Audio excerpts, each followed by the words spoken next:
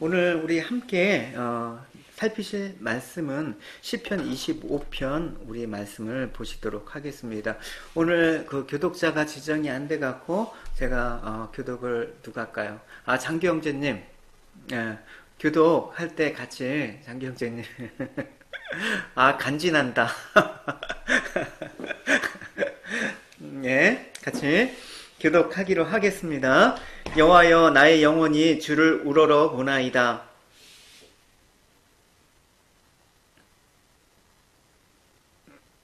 마이크, 장기영진 마이크. 예,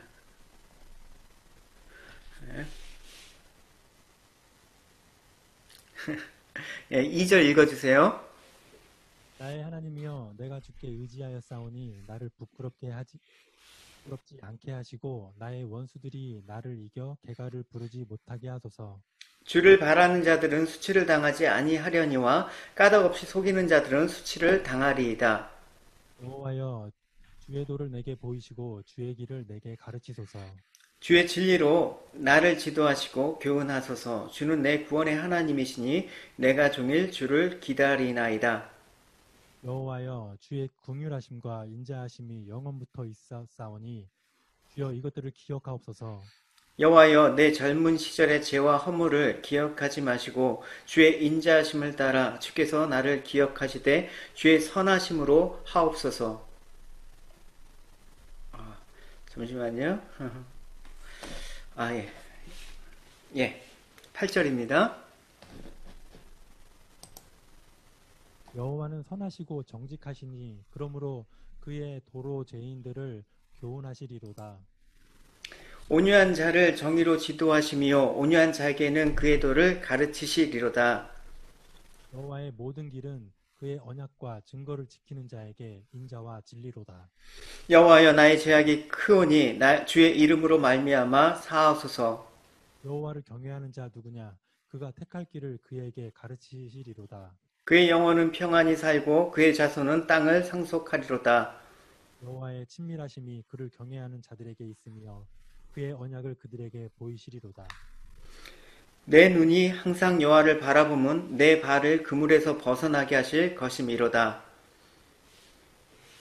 주여, 나는 외롭고 괴로우니 내게 돌이키사 나에게 은혜를 베푸소서.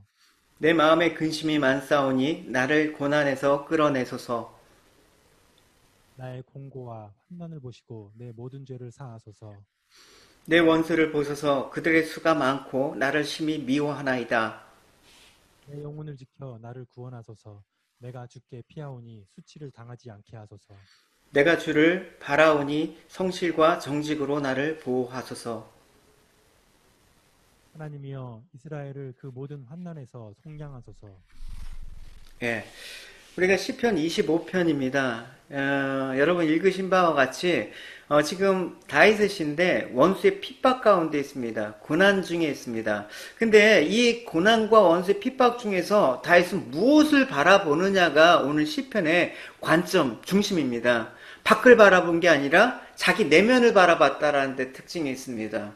여러분, 하나님에 대한 신뢰를 잃지 않고자 그 내면에 신앙 고백이 담겨있는, 우리가 보통 시선을 잃기가 쉽습니다.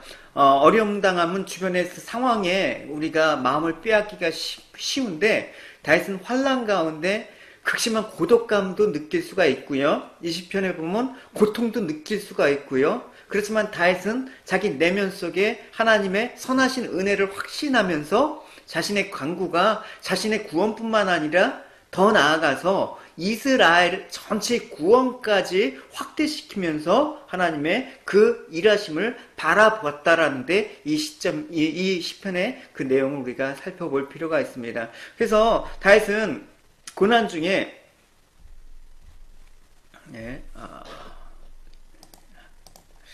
잠시만요.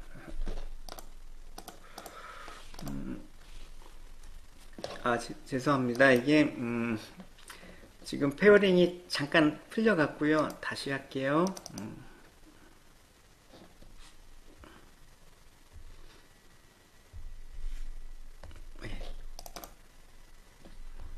예.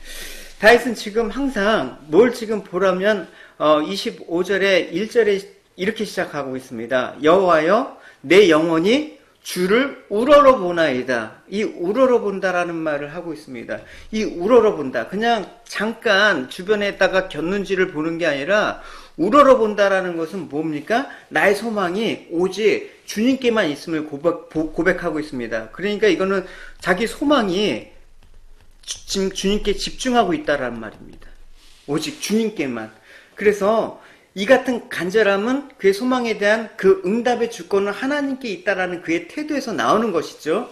비록 지금 원수에 의해서 자신이 괴로움을 받고 있지만 그럼에도 불구하고 자신은 하나님만 의지하고 하나님께 소망을 두겠다고 다짐하고 있습니다. 그래서 다윗의 소망은 지금 환경에 있는 것이 아니라 전적으로 하나님께 있다라는 것을 우리가 알 수가 있습니다. 일반적으로 사람들은 뭘 합니까? 환경의 지배를 받습니다. 그죠? 환경의 지배를 받습니다. 그래서 환경의 변화에 따라서 사람들은 물결치듯이 부평처럼 흘러갑니다. 소위 여러분 환경을 바라보게 되면 여러분 소망이 뭐가 됩니까? 좋은 환경에, 그죠? 좋은 환경에 초점이 되게 되는 것입니다. 그렇지만 다윗은 환경에 관계없이 하나님만이 자신의 유일한 소망이라는 것을 고백하고 있는 것입니다. 그래서 2절과 3절 장경재님 읽어주시겠습니다. 나의 하나님이여 내가 주께 의지하여 싸우니 나를 부끄럽지 않게 하시고 나의 원수들이 나를 이겨 개가를 부르지 못하게 하소서. 주를 바라는 자들은 수치를 당하지 아니하려니와 까닭 없이 속이 된 자들은 수치를 당하리이다. 예, 지금 다윗이 처한 어려움, 우리가 정확히는 뭔지는 알 수가 없습니다. 왜냐하면 다윗의 인생 가운데는 너무나 어려움이 많았기 때문에 그래요. 어쨌든 우리가 그 어려움이 어떤지 간에 어떠한 것이든지 간에 그 순환으로 인해서 자신에게 지금 당한 이 순환을 주님께서 해결해 주시면서 고백하는데 주를 의지하는데 어떤 걸 의지합니까? 부끄럽지 않게, 내가 부끄럽지 않게, 부끄러움을 당하지 않게 해달라고 했을까요? 이제 살펴볼 내용이겠죠. 그 다음 원수들이 나를 이겨 개가를 부르지 못하게 그렇게 하고 있습니다. 그러니까 이 두 가지, 부끄럽지 않고 원수들이 나를 이겨 개가를 부르지 못하게 하실 분은 누구밖에 없다? 하나님밖에 없다. 이 세상에 어떠함으로 내가 돈과 권력이 있어갖고 내가 이렇게 되는 게 아니라 오직 하나님밖에는 이 두 가지를 하실 분이 없다라고 고백을 하고 있습니다. 그래서 지금 3절에 보면 이 환경에 따라서 어떻게 합니까? 주를 바라보는 자들이 있고 그러니까 주를 바라보는 자와 또 그 무고히 속이는 자가 있다고 얘기를 하고 있습니다. 까닭 없이 속이는 자, 두 부류를 지금 얘기를 하고 있습니다. 그러니까 주를 바라보는 자는 주님께 간절한 기대감을 갖고 끈기 있게 참는 자를 말하는 것입니다. 이들은 하나님께서 수치를 받지 않게 하시고 또 실족함을 허락지 않기 때문에 다윗은 그런 확신 가운데 얘기하고 있습니다. 다윗의 고백 가운데 시편 66편 9편을 한번 읽어주시겠습니다. 장기영재님.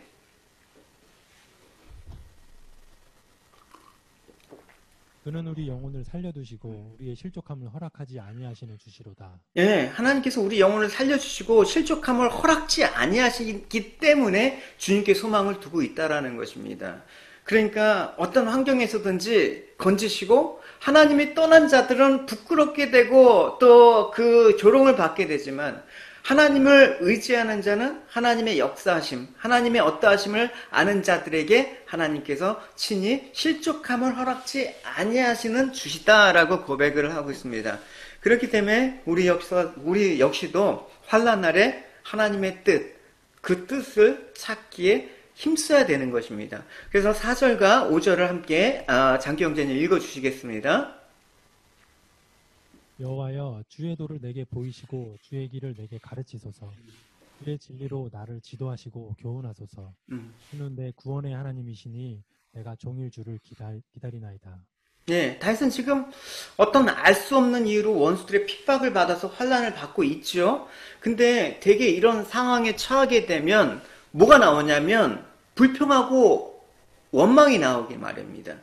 그래서 그런 상황을 주신 하나님께 원망을 하게 있습니다. 하나님, 저를 왜 이렇게 어려움 가운데 이렇게 고난 가운데 있게 해주십시오. 있게 해주십니까? 하나님 제가 무슨 잘못이 있다고 그러십니까? 라고 원망하고 있습니다. 근데 다윗은 그런 상황 가운데 하나님의 주권과 섭리를 철저하게 인정하는 모습을 볼 수가 있다라는 것입니다. 그래서 자신에게 일어난 모든 일은 하나님의 오묘하신 뜻이 있다라고 생각을 했습니다. 그러니까 다윗은 아무리 납득하기 어렵거나 힘든 상황 가운데서도 다윗이 하지 않은 거, 하나님 원망하지 않고, 하나님 불평하지 않고, 여러분 그것이 우리에게 있어서도 필요한 태도입니다. 근데 지금 이 어려운 상황 가운데 다윗이 지금 무엇에 관심이 있는지 한번 보십시오. 여러분 이 세 가지 나오지 않습니까? 뭐에 관심이 있었습니까? 주의 도. 주의 도를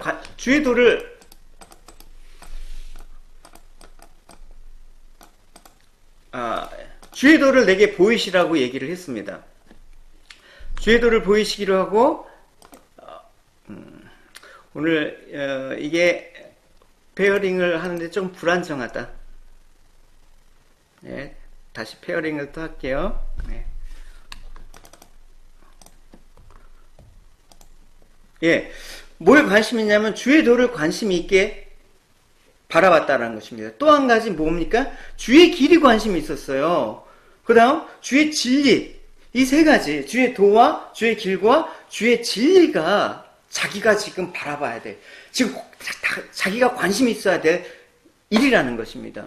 그러니까 어려움을 하면 그 어려움의 상황을 해쳐갈 방법과 수단과 뭐 이런 것들을 생각하는데 다윗은 전혀 우리와는 다른 모습을 보이고 있다라는 것입니다. 그래서 다윗은 하나님께서 인도하시는 바른 길을 알기를 원했을 뿐만 아니라 또 그 길을 따라 걷기를 원합니다. 그런데 문제가 뭐냐면 그 길을 걷다가 뭘 만나는 것입니까? 이 장애물이라는 걸 우리가 만나죠. 그죠? 이 장애물을 만날 때 사람이 어떻게 반응을 하느냐?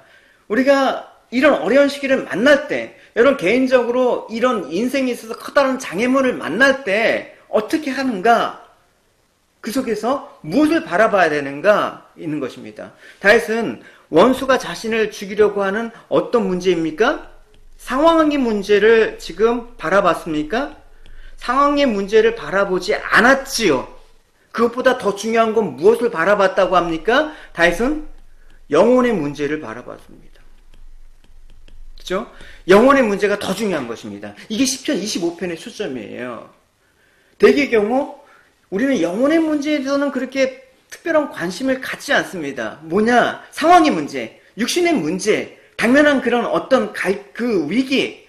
근데 다윗은 그런 육신의 문제보다 더 크게 중요한 게 영혼의 문제라는 그것들을 바라봤다라는 게 우리한테도 도전을 주는 다윗의 모습입니다. 그래서 어떠한 형편과 상황 속에서 이 영혼의 문제에 있어서 가장 중요한 건 뭘까? 다윗은 생각해 보니까 뭐에 달려있다? 이 영혼의 문제에 있어서는 결국은 하나님과의 관계가 바른 관계가 중요하다. 이 바른 관계에 있다라는 건 무엇입니까? 하나님의 어떠하심을 아는 거예요. 오늘 시편에 뭐라고 보니까 하나님은 사랑과 자비가 있으신 분이다. 이 하나님의 사랑과 자비가 있으신 분이기 때문에 나는 마땅히 하나님을 의지하고 신뢰할 수 있다. 지금 이 고백을 하는 것입니다. 따라서 여러분 우리가 믿는다면 하나님의 사랑을 신뢰하지 못하고 세상의 일로 불안해하고 염려한다 그러면 다윗은 그걸 뭐라고 봤냐면 다윗은 죄라고 봤습니다. 그거를. 그래서 이 죄를 이 죄악의 문제를 지금 다윗은 뭘로 인해서 깨달은 겁니까? 환난을 통해서 알게 되는 거예요. 어려움이 없었을 때는 그걸 몰랐는데 막상 환난이 닥쳐 있으니까 내가 정말 죄악되어 있는 죄악 가운데 하나님을 의지하지 못했던 부분들이 생각이 나는 거예요. 그래서 이래서는 안 되겠다 하면서 내가 하나님을 다시 한번 신뢰해야지, 다시 한번 하나님을 의지해야지, 이런 부분을 고백하고 있습니다. 다윗은 연약한 인간 아닙니까? 네, 마이크를 끄겠습니다. 네, 다윗은 연약한 인간이지 않습니까? 그래서 환난에서 불안해할 수 있고 염려할 수가 있죠. 그러나 그게 오래가지 않는다라는 거. 이내 이 환난을 통해서 나의 죄를 깨닫고 이내 하나님을 바라보는 거. 하나님을 신뢰하지 못하는 게 큰 죄입니다. 하나님을 바라보지 못하는 게 죄입니다. 그래서 환난으로 인해서 육신이 죽는 것보다 죄로 가득한 상태에서 하나님 용서를 받지 못하고 내가 죽는다 그러면 그건 일시적인 죽음이 아니라 영원한 죽음이기 때문에 하나님의 지금 인자하심과 긍휼하심을 구하는 것보다 더 급한 건 없습니다. 여러분 무엇을 위해서 기도할까요? 나의 영혼의 문제, 주님과 바른 관계에 있어서 서 있는 문제, 그게 더 중요하다라는 것을 우리는 알아야 되는 것이죠. 그래서 우리가 하나님을 온전히 신뢰하는 그런 모습 속에서 우리가 정작 놓치고 있는 부분들이 있다 그러면 오늘 다윗의 이 고백을 통해서 여러분 다시 한번 확신 가운데 여러분 거하시는 여러분이 되기 바랍니다. 그래서 다윗은 6절과 7절 이렇게 고백하고 있습니다. 읽어주시겠습니다, 장교 형제님. 여호와여, 주의 긍휼하심과 인자하심이 영원부터 있었사오니 주여 이것들을 기억하옵소서. 여호와여, 내 젊은 시절의 죄와 허물을 기억하지 마시고 주의 인자하심을 따라 주께서 나를 기억하시되 주의 선하심으로 하옵소서. 네, 지금 다윗이 보니까 자신이 죄와 허물로 가득 찬 자신을 봤습니다. 어려울 때 하나님을 의지하지 못한 자신을 보니까 하나님께 다시 한번 하나님의 그 자비와 성실을 돌아보면서 하나님 저의 죄악된 모습을 기억하지 마시고 뭘 기억하라? 주님께 인자와 긍휼로 자기를 기억해달라고 하는 거예요. 하나님은 자꾸만 마이크가 켜지는 것 같아요. 저기 미역자매님이신가요? 갤럭시 On 7 프라임? 제가 계속 끌게요. 그래서 주의 인자와 긍휼 하시기 때문에 제가 혹시라도 어려움 때문에 하나님 기억하지 못하면 하나님 저를 다시 한번 하나님 품으로 하나님께 기억할 수 있도록 도와주십시오. 그런 자신의 연약함을 지금 고백한 것이죠. 환난 가운데 불안해할 수도 있고 염려할 수도 있지만 하나님 신뢰하지 못한 자신의 큰 죄를 바라볼 수 있다라는 거, 그것이 대단히 중요한 것입니다. 그래서 환난으로 가득한 육신으로 죽는 것보다 죄로 가득한 영혼이 하나님께 용서받지 못하는 게 더 큰 문제라는 거 인식을 해야 되는 것입니다. 그래서 환난에서 하나님의 사랑을 신뢰하지 못하고 불안해하는 것조차도 내가 사단에 미혹된 거구나라고 바라보는 그 성도에게는 절실한 것은 무엇입니까? 오직 하나님의 긍휼하심밖에 없습니다.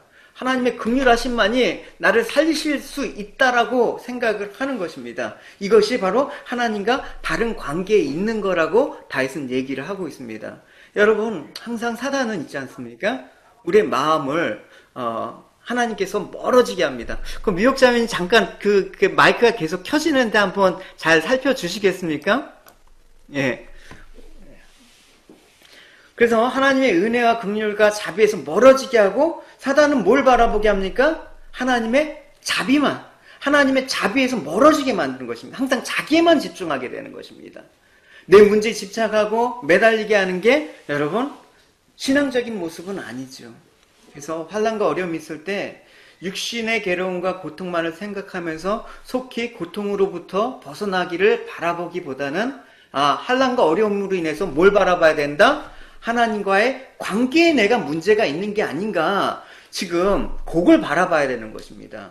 그래서 어떤 일에 있어서 우리가 어떤 문제에 있어서라도 하나님의 사랑을 신뢰하며 불안해하지 않고 낭망하지 않으면서 하나님을 의지하면서 살아가는가, 어려울 때 그걸 점검해야 되는 것입니다. 여러분 지금 이 상황에서 우리가 점검해야 될 게 무엇인지 여러분 계속해서 여러분 살펴보시기 바랍니다.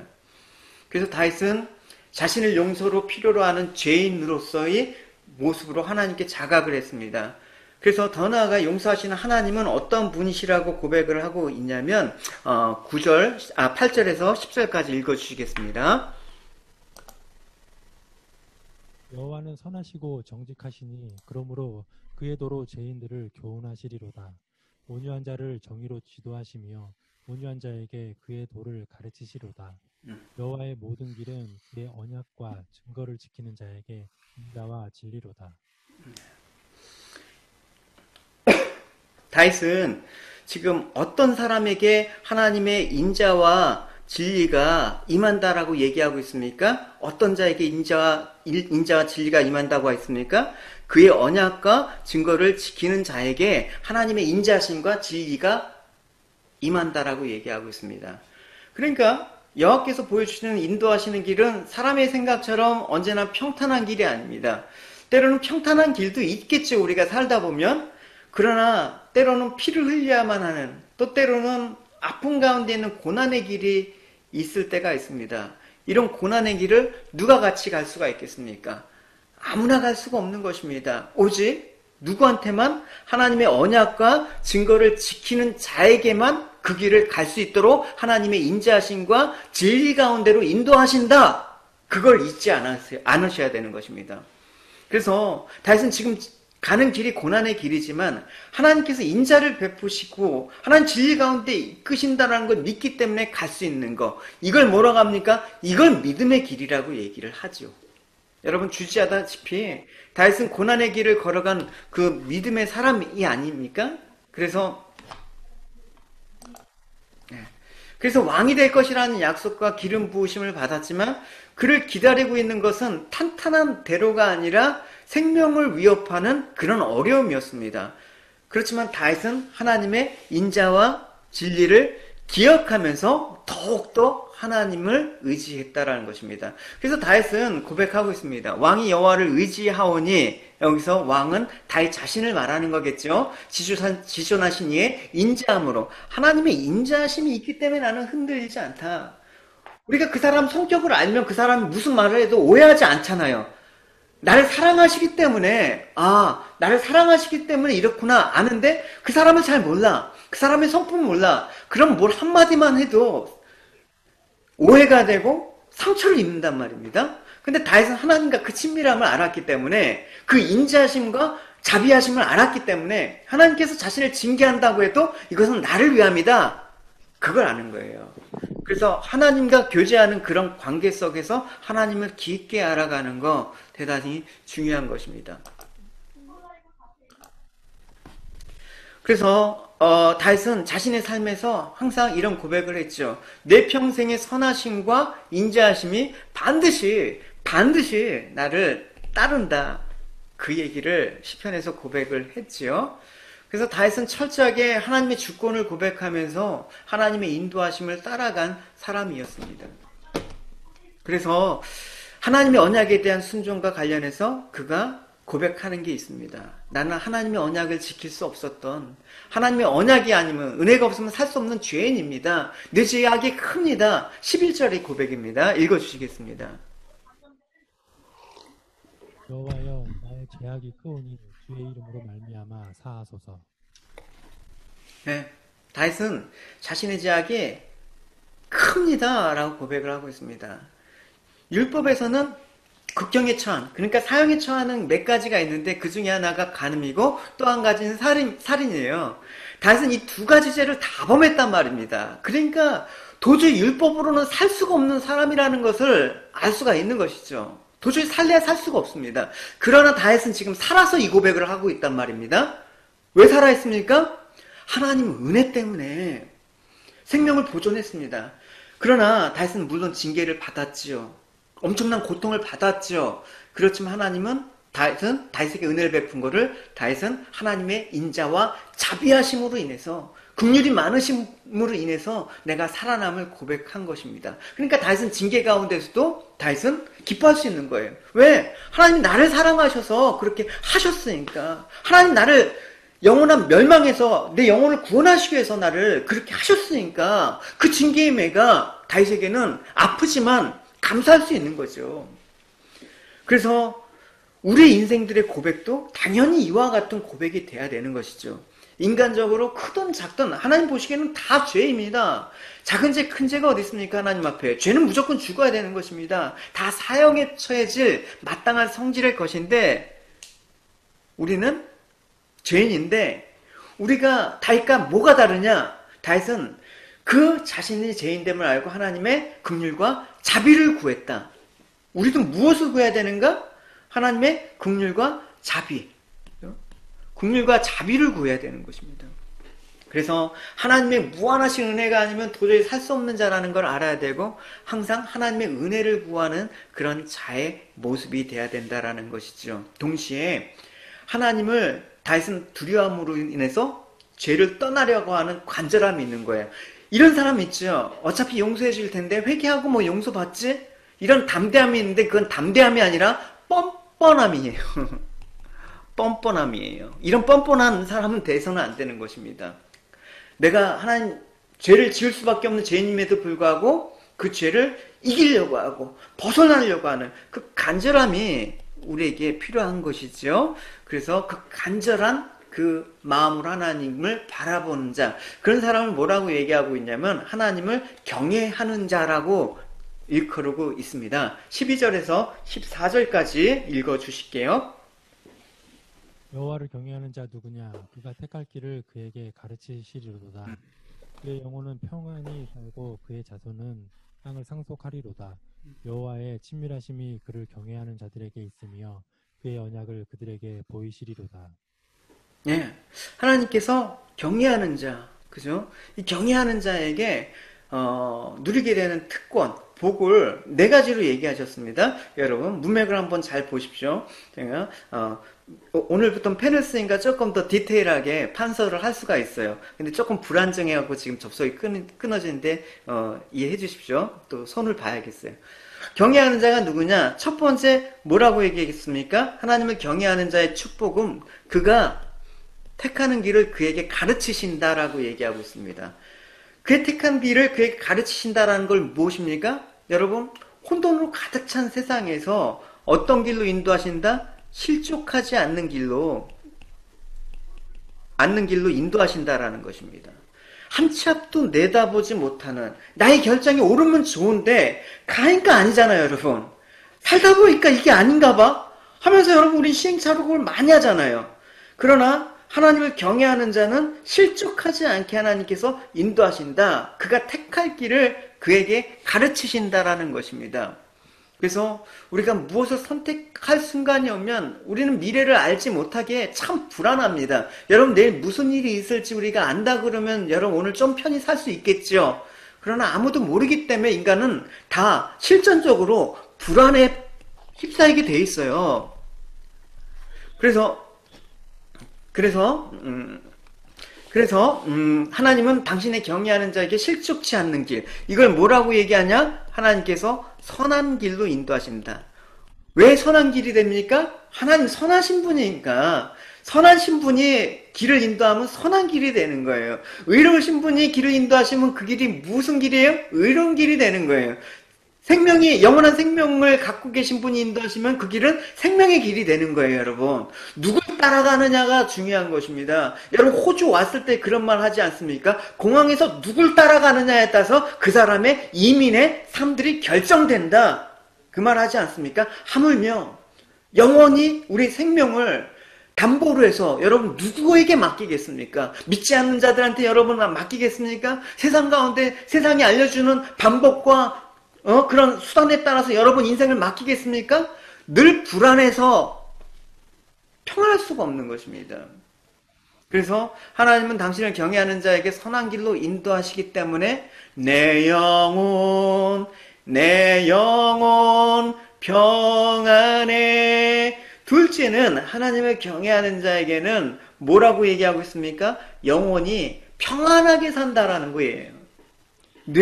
이 영혼이라는 걸 우리가 심령이라고도 할 수 있고 마음이라고도 할 수 있죠. 왜 그렇습니까? 왜 사람들은 마음의 평안을 누리지 못하고 요동합니까? 불확실하시기 때문에. 삶이 불확실하기 때문에, 미래가 어떻게 될지 모르기 때문에. 그럼 백신이 언제 나올까요? 코로나 백신이? 나온다고 막 이제 올해 안에 나올 것 같이 얘기하는데 또 불가능하대, 2, 3년 내에. 왜 그렇습니까? 한 달이 건너니까 또 바이러스가 변형이 돼서. 그럼 언제? 백신이 나올 때 우리의 불확실한 이 두려움은 끝날까요? 천만에요. 예. 코로나 19이 나왔으면 20가 또 나오겠죠. 그래서 하나님을 경외하는 자에겐 여러분 그런 식으로 하나님께서 평안을 허락해 주지 않습니다. 하나님이 자신을 선한 일로 인도하신다는 것을 알기 때문에 우리의 불확실함을 누구한테 맡긴다? 하나님께 맡기기 때문에 평안할 수가 있는 것입니다. 그래서 이 상태를 다윗은 뭐라고 고백하냐면 이런 표현을 쓰고 있습니다. 읽어주실게요. 실로 내가 내 영혼으로 고요하고 평온하게 하기를 젖된 아이가 그의 어머니 품에 갖게 하였나니 내 영혼이 젖된 아이와 같도다. 예. 내 영혼이 고요하고 평온한 것은 젖된 아이가 어머니 품에 있는 영혼의 젖된 아이가 같아요. 그 상태와 같은 편안함이 있어야 된다는 것입니다. 다음으로 하나님을 경외하는 자에게 주어지는 특권, 그건 뭡니까? 그의 자손이 땅을 상속하게 된다라는 것입니다. 구약에서 땅은 뭘 예표하는 것입니까? 여러분 하나님 잘 믿으면 건물 올려갖고 여러분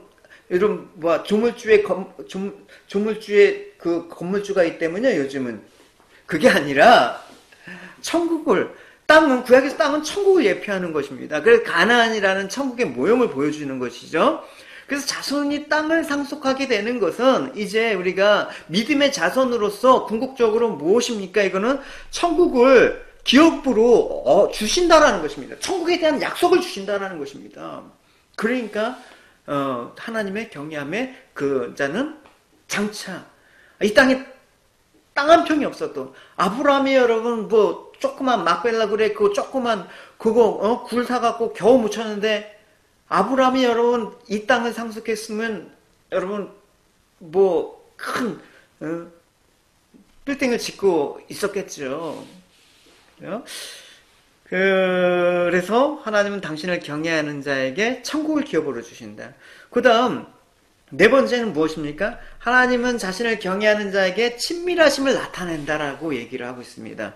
친밀함이라는 걸 원어로 찾아보면 뭐냐면 의논한다, 협의한다, 협의한다 이렇게 나와 있습니다. 그러니까 하나님께서는 상의한다라는 것입니다. 우리가 이걸 뭐라고 합니까? 하나님과 대화한다 그런 표현을 자주 씁니다.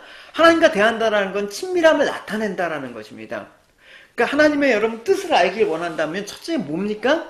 하나님을 경외하는 자, 하나님을 경외하는 자에게 이 모든 하나님의 택할 길과 평안히 살 길과 천국의 약속과 친밀하심을 통해서 그에게 특권을 허락하신다라는 것입니다. 얼마나 우리에게 큰 축복을 허락하셨습니까? 특별히 우리에게 먼저 필요한 것은 무엇이냐?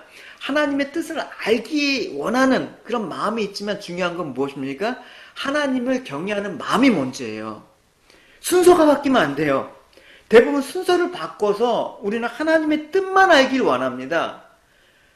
그래서 그들의 관심은 단순히 점쟁이를 찾아가는 사람들처럼 하나님을 통해서 내가 알고 싶은 것만 해결하는 데 초점이 맞춰져 있습니다. 그러나 여러분 점쟁이를 찾아가는 사람이 점쟁이를 경외하는 거 봤습니까? 나만 알려주면 내가 당면한 것만 알려주면 되는 거 그 목적으로 가지 않습니까? 하나님을 진심으로 경외한다 그러면 그럴 수는 없는 것입니다. 하나님의 뜻? 하나님 뜻도 아니죠. 어떻게 보면 내 뜻을 알기 위해서 하나님을 찾는다 그러면 그것도 여러분 순서가 바뀐 것입니다. 우리 하나님의 뜻을 아는 것도 중요하지만 내 뜻을 아는 것도 중요하지만 나의 길을 알려주실 것을 원하지만 그것보다 먼저 순서는 뭡니까? 하나님을 경외하는 자. 하나님을 경외하는 자가 누구냐? 이 물음이 여러분 우리 안에 있어야 되는 것입니다. 그죠? 하나님을 경외하는 자가 누구냐?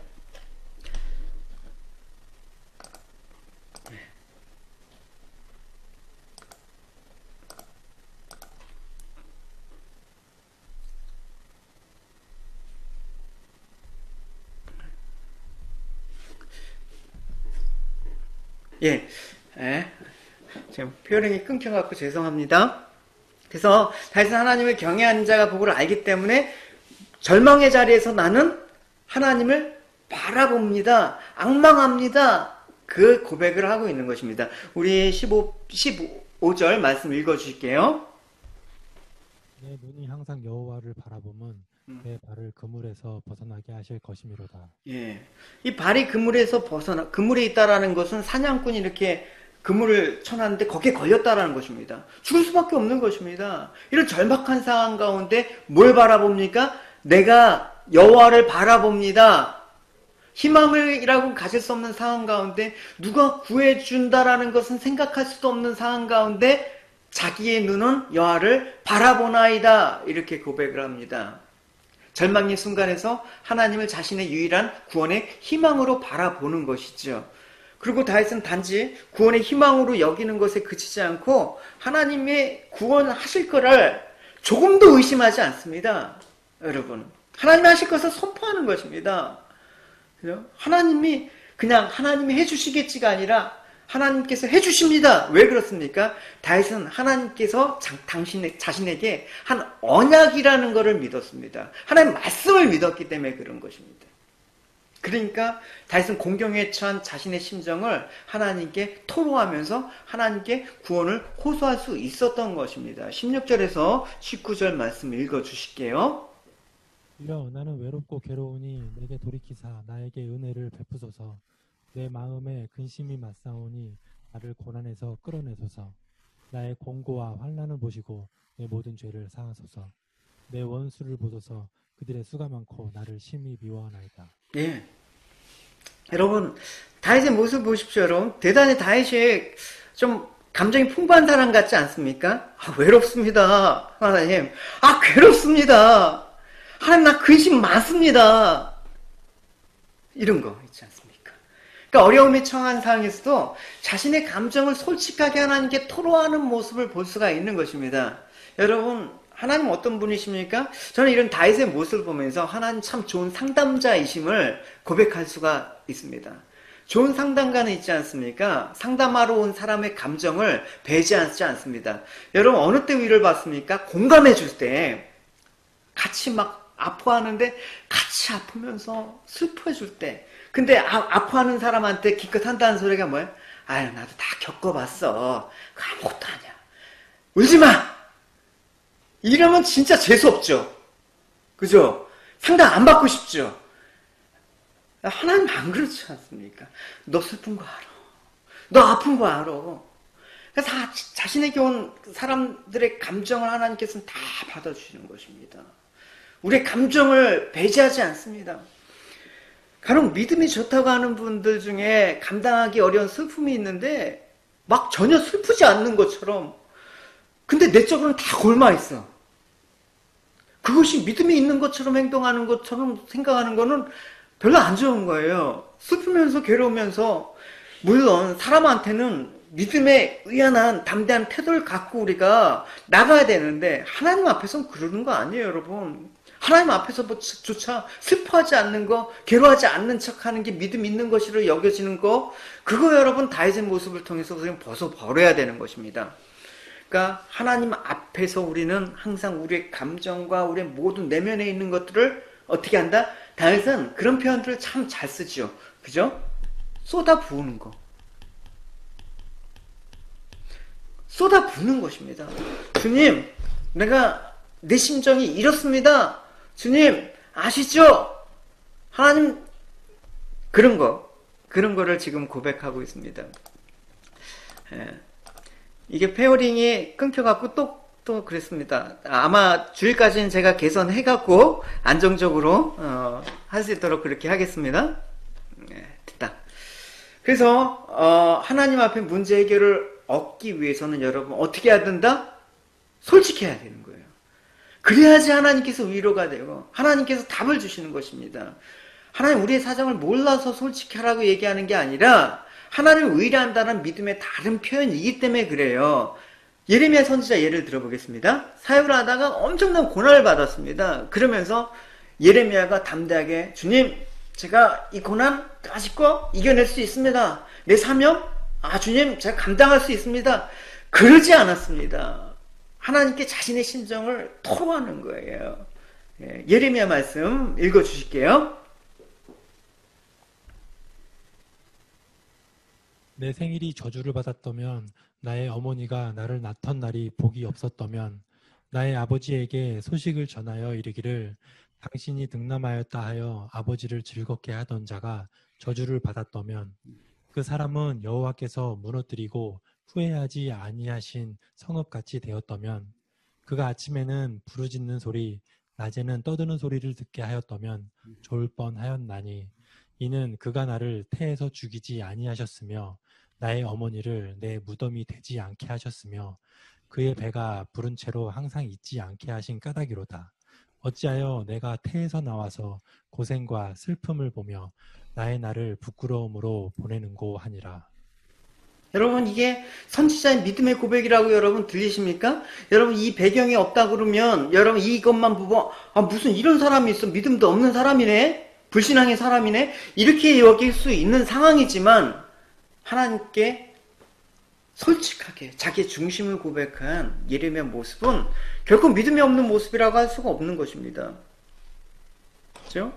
그래서 여러분 과연 믿음에 있는 모습이 어떤 건가 그것들을 여러분 잘 다윗의 모습이나 또 선지자의 모습을 통해서 여러분 잘 아셨으면 좋겠습니다. 예. 그다음 엘리야 선지자의 고백도 한번 또 들어보겠습니다. 읽으십시오. 주님, 이제 더 이상 살 수가 없습니다. 제 목숨을 거두어 주십시오. 저는 조상들과 똑같이 죄 많은 사람으로 이렇게 굶주려 죽습니다. 주님 저 못 살겠어요. 제 차라리 죽여주십시오. 이런 고백을 할 수 있을 수밖에 없는 어려운 상황 가운데 있습니다. 근데 이들의 고백은 결코 믿음이 없다라고 볼 수가 없습니다. 오히려 하나님 앞에 정직하다고 할 수가 있습니다. 그죠? 위선되지 않은 모습이라고 할 수가 있습니다. 그런 척, 믿음이 있는 척, 슬프지 않는 척, 착한 척, 있는 척, 우린 척척척, 그래서 척척 박사가 많은가 봐요. 그러나 이들의 중심은 어디로 향해 있는가? 하나님을 향하고 있습니다. 그래서 찬양 가운데 이런 찬양이 있습니다. 중심의 진실함을 하나님께서 원하시오니. 중심의 진실함. 자신의 고통을 호소하면서 자신의 고통을 감해 주실 것을 호소하고 있는 것. 그 결과 하나님께서 이들의 중심을 보시고 다시 힘을 주시는 것이죠. 다시 하나님의 일을 할 수 있도록 힘을 주시는 것이죠. 마음속에 쌓아둔 여러분의 아픔과 슬픔을 토해내십시오, 여러분. 술 먹고 속이 안 좋아해서 웩 하지 말고 하나님 앞에 내 슬픈 심정을 토해내십시오, 여러분. 요즘 한 가지 좋은 건 있어요. 코로나 때문에 저희 집 밑에 이게 상가들이 많지 않습니까? 매일 한 저녁 10시만 되면 뭐 그냥 술 먹고 막 그냥 하다못해 토하고 막 노래 부르고 난리도 아니에요. 예, 하다못해 프로포즈 하는 걸 또 봤어요. 그러나 하나님께 여러분 슬픔과 고통을 토로하십시오. 하나님은 여러분의 위로자가 되십니다. 할렐루야. 여러분 있는 모습 그대로 나오길 원합니다. 할렐루야. 이 찬양이 있어요. 계속 찬양이 생각나는데 있는 모습 그대로 있는 모습 그대로 있는 모습 그대로 되기를 원합니다. 이렇게. 그래서 여러분 스스로 문제를 안고 살길 원하시지 않으세요. 하나님은. 하나님께서는 도와주시길 원하신단 말입니다. 하나님 여러분의 아픔을 위로해 주시기 원합니다. 그래서 그것을 안고 살아가길 원치 않는 하나님의 마음이 얼마나 여러분 감사합니까? 그래서 하나님은 왜 이렇게 해주시냐? 하나님의 성품을 고백하죠. 다윗은 하나님을 너무나 잘 알았어요. 자, 하나님과 너무나 친밀했던 다윗이 어떻게 보면 질투가 날 정도로 하나님과 너무나 가까이 왔어요. 21절과 22절 다윗은 하나님의 성실과 정직하심을 또 고백하고 있습니다. 읽어주실게요. 내가 주를 바라오니 성실과 정직으로 나를 보호하소서. 하나님이여 이스라엘을 그 모든 환난에서 속량하소서. 하나님 정직과 성실하시기 때문에 자신을 보호해 주실 것을 믿습니다. 이 말이에요. 성실과 정직, 하나님을 아는 하나님의 대표적인 성품이죠. 성실은 무엇입니까? 성실은 변함이 없는 거예요. 중도에 막 변하고 있는 거, 저 사람 뭐 한번 변하면 이게 불안불안하잖아요. 하나님 변함이 없으신 거예요. 항상 일관된 자세를 보이시는 걸 성실이라고 얘기하고 있습니다. 그죠? 예. 저도 제가 생각하기에는 스스로 성실하다고 생각을 해요. 왜냐하면 항상 변함없이 코로나 사태에도 불구하고 교회에서 제 생활은 항상 일정하거든요. 특별히 한 가지 더 추가되는 거 있어요. 오늘 아까 저기 주호 형제하고 소망 자매하고 잠깐 와서 반가웠는데 항상 그래요. 왜냐면 가끔 이제 아이들 데리고 왔는데 얘네들이 기어다니다 보니까 뭐 어떻게 되냐면 눈은 깨끗한데 바닥에 기어다니까 그 뭐 옷이 시커매져. 그러니까 제가 알았어요. 야, 이게 가만히 있다 눈 육안으로 보내는 깨끗한 것 같은데 먼지가 쌓이는구나. 그래서 제가 알았어요. 사람이 있든 없든 지금 예배당이 비어져 있는데 한 가지 해야 될 건 뭐냐? 항상 깨끗이 닦아야 된다. 그래서 제가 일주일에 2번이나 3번은 마대질 해요. 이제. 그래갖고 오늘 저기 누구야? 오늘 쉬고 왔을 때 저기 양발 깨끗했지? 안 더러워져요. 먼지를 닦아냈기 때문에. 항상 일관된, 예. 뭐 언제나 그렇지 못하지만 우리는 성실하지 못하지만 그래도 하나님 성품을 닮아가야 되잖아요. 그 다음 또 하나님은 어떤 분이시기 때문에 자신을 보여주신다고 얘기했을까요? 정직한 분이라고 얘기하고 있습니다. 정직은 무엇입니까? 정직은 거짓이 없는 거죠. 거짓이 없는 거죠. 그러니까 하나님께서 성실하고 정직하시기 때문에 나를 보호해달라는 것은 무엇입니까? 하나님 나한테 약속하시지 않았습니까? 그렇기 때문에 이 약속하신 말씀에 의해서 하나님 성실하시고 정직하신 분이기 때문에 나를 구원해 주실 것을 저는 믿습니다. 그 의미를 하고 있는 것입니다. 여러분. 그래서 하나님의 약속의 말씀은 중요한 것입니다. 내가 한 끼 굶더라도 밥은 안 먹더라도 하나님 묵상을 해야 되는 거예요. 여러분. 한 말씀을 내가 유행가는 안 불러도 노래방 가고 코인으로 노래는 안 해도 하나님께 찬양은 드려야 되는 것입니다. 왜? 하나님 정직과 성실을 노래하는 거, 고백하는 거 우리한테는 대단히 중요한 것입니다. 다윗의 언약을 통해서 하나님께서는 다윗의 위가 영원하리라고 약속을 해주셨습니다. 그래서 다윗은 그 약속을 결부시켜서 지금 뭐라고 얘기하냐면 이스라엘까지 확장하는 거예요. 그러니까 개인의 구원이 아니라고 했죠. 다윗은 왕, 대표한다는 것입니다. 그렇기 때문에 내가 당한 환란은 결국 이스라엘의 환란이고 왕으로서 나를 구원하시는 것은 하나님 이스라엘 전체의 구원으로 본다라는 것입니다. 그래서 우리를 대표해서 예수님이 우리를 위해서 죄를 대신 담당하시고 대신 우리를 위해서 모든 것들을 속량하셨기 때문에 우리가 구원을 받을 수 있는 거예요. 우리가 뭐한 게 있다고 구원을 받아요. 그러니까 다윗은 지금 자기가 구원을 받음을 알면 이것이 이스라엘에게도 이어질 수 있다라는 그 대표성을 얘기하는 것입니다. 성경에서 대표성은 대단히 중요한 거예요. 그래서 우리는 오늘 시편에서 이 다윗의 모습을 보면서 여러분 시편 25편은 이제 오늘 말씀 끝나면 딱 덮으시는 게 아니에요. 시편 25편은 이제 오늘 말씀 생각하시면서 또 이 동영상이 이제 유튜브로 올라오면 또 유튜브를 하면서 말씀을 자꾸만 되새기는 거예요, 여러분. 시편 25편을 여러분 깊이 지금 생각날 때, 은혜 받을 때 한 30번을 읽는 거예요. 그러면서 이제 시편 25편에 위급할 때 시편 25편을 탁 떠올려서 성실과 정직으로 나를 인도하시고 모든 환난에서 두려워하지 않고 내가 주를 바라보나이다. 이러면 믿음의 사람이에요. 여러분 그게 사는 거예요. 내가 지금 믿음의 상황 가운데 뭘 할지 모르겠습니다. 그러면 곤란해요, 여러분. 진짜 환난과 고난에 헤어나지 못하는 거예요, 여러분. 그래서 여러분 오늘 시편에서 일생을 하나님 중심으로 살아온 다윗이 그 인생에 휘몰아치는 그 광풍, 이 고난을 어떻게 극복했는지 살펴보았습니다. 그래서 다윗은 환난 가운데 좌절하거나 어떤 인도적인 방법을 찾기보다는 하나님께 자신의 문제를 호소하는 그 방편을 택했다라는 거 잊지 마시기 바랍니다. 그래서 고난은 여러분 우리에게 유익이란 말을 왜 하냐면 잠시만요. 이거 페어링이 또 끊어졌다. 고난이 왜 우리에게 유익이라고 얘기하냐면 고난을 통해서 자신을 알 수 있기 때문에 유익이라고 얘기한 것입니다.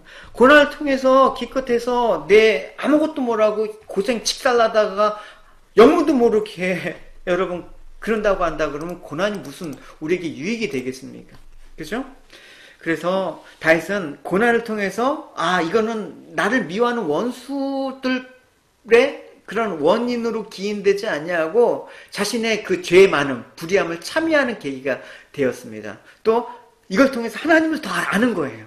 하나님의 선하신 분이지, 하나님 인자와 자비와 하나님 그 정직하신 분이지, 성실하신 분이지. 그래서 하나님의 은혜를 구하는 통로로 고난을 삼았다라는 거, 이게 중요한 것입니다. 이런 다윗의 면모를 통해서 여러분 하나님과의 바른 관계 속에서 여러분 이 험한 세상에 우리는 어떻게 살아가야 될 것인가에 대한 그 물음에 답을 여러분 시편 25편에서 얻으시는 여러분이 되시기 바랍니다. 할렐루야. 고난과 위기가 닥쳐도 환난과 핍박 중에도 성도는 신앙 지켰네. 할렐루야. 미혹되지 마시고 하나님을 우러러보시면서 하나님을 앙망하시면서 내 영혼의 눈을 밝히시는 그 하나님의 보호와 인도를 쫓는 여러분의 삶이 되시기를 주님의 이름으로 축원합니다. 할렐루야. 네, 우리 찬양 드리시겠습니다. 주의 인자하심이 생명보다 나음으로 우리 찬양 드리시도록 하겠습니다.